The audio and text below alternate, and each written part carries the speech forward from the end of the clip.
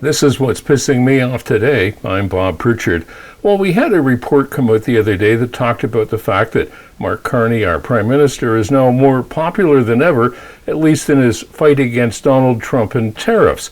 And that's a good thing. And on top of the people supporting the Prime Minister, a lot more people are now saying we should be going dollar for dollar and matching tariffs against what the Americans are doing.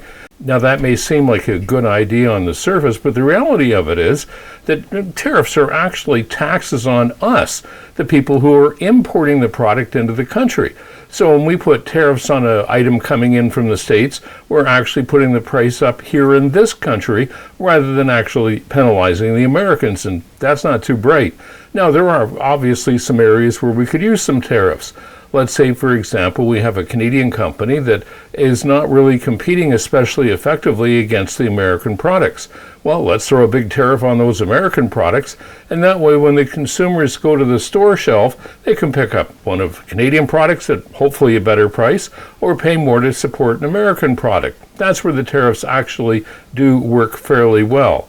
Now, the bottom line on all of this is that aside from worrying about the fact that the tariffs are going to be costing us some money out of our own pockets here, something else that comes out of it that we have to keep in mind. The tariffs the Americans are putting in place are tariffs on products going into the United States. This is something that, Donald Trump put together.